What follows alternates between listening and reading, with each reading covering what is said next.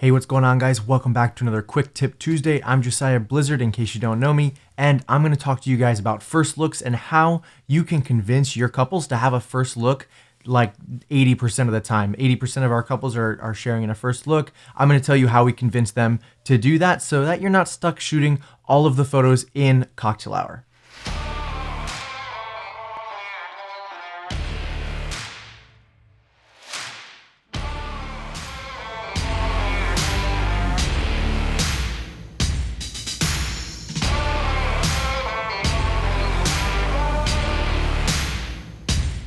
All right, so sharing in a first look is one of the best things you can do, I believe, at your wedding. Like, it's just gonna eliminate stress. It's gonna get more pictures for your. So sharing in a first look, I believe, is one of the best things that a couple can do for themselves, but also for their photographer, because it's going to eliminate stress. So when we're talking with a potential client or one of our clients who's already booked us, we want to start convincing them to really share in a first look, start considering that, because it's going to make our lives much easier, and it's going to mean that they're going to get more pictures of themselves on the wedding day. They're going to be together longer. It's going to eliminate stress. They're going to get to go to cocktail hour. There's a whole bunch of benefits. And actually, what I'm explaining to you guys is the same thing that I explained to them, that this is really, really beneficial for them, and it's beneficial for us because it's just going to eliminate stress across the entire board here, and it's just going to make for a better day. So let me tell you exactly how I go about convincing my clients, how many times we talk to them about this, and it's quite a lot. So first thing first, I believe that it's about conditioning. A lot of our couples do come to us, they inquire with us, feeling like, yeah, we want to share in a first look. That's already something that's on their radar. That's something they want to do, which is really awesome, right? If they come to you and they're already like, bam, yeah, we want to do a first look, you're just done. That's it. You don't have to do anything else.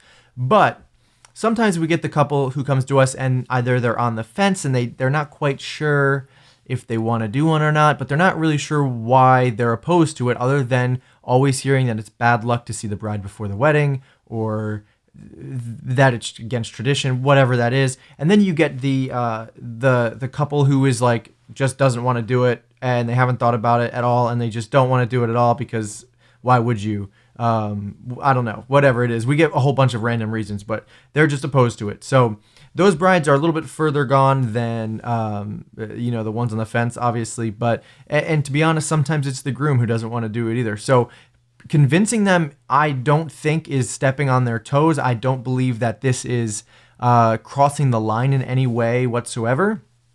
Instead, I believe that part of my job, and what I believe part of your job is as the wedding photographer, is to have their best in mind, right? And I believe that my couple is going to have the best day if they share in a first look. They are still going to get the traditional moment of the groom or whatever spouse is standing up at the front of the altar while the other one walks down the aisle. You're still going to get that the atmosphere is still completely different, right? So I believe that part of our job is to have our couple's best interest in mind, and that's why I push for a first look. So the first time that, ooh, did my camera die?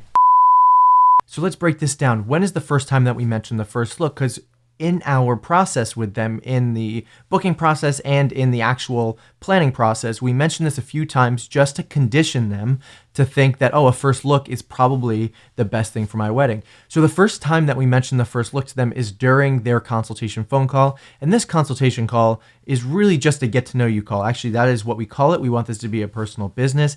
And so we bring up the first look in that get to know you call with them because we want to hear about what they're planning. Are they planning on a first look? Are they not planning on a first look? And if they are planning on a first look, then cool, hands off. We don't need to do anything else. They're already set for it. That's cool. If they're not, we get to explain the benefits to them. The only pro of not doing a first look is you're keeping up with tradition, which is a silly thing because 80% of our couples are sharing in a first look, which means that's more of the traditional path that people are taking. So I don't know, but that's the first time that we mention it is on the consultation call. The second time that we mention the first look is after they book us. We send them an email, a what to expect email that pretty much lists everything out that they're going to expect from us in the next couple of weeks, with emails, engagement session, all of those things. Right now, actually on Patreon, we're in the middle of an email series. If you want to get all of my email templates and use them for yourself and your own business, you can head over to the Patreon and grab those email templates. They're releasing right now, actually. So you can grab those over on the Patreon. It's $15 a month at the time of this recording. Would love to see you over there on the Patreon. And you can even get our consultation behind the scenes, how to have a successful consultation call with your clients and book more leads and inquiries. So head on over to the Patreon. I've linked it in the description. Would love to see you over there. So we mentioned that in the what to expect email. We mentioned that in the consultation call. We also bring it up in our custom-made bridal guide. This is a bridal guide we send out to every single one of our clients, and there's not one but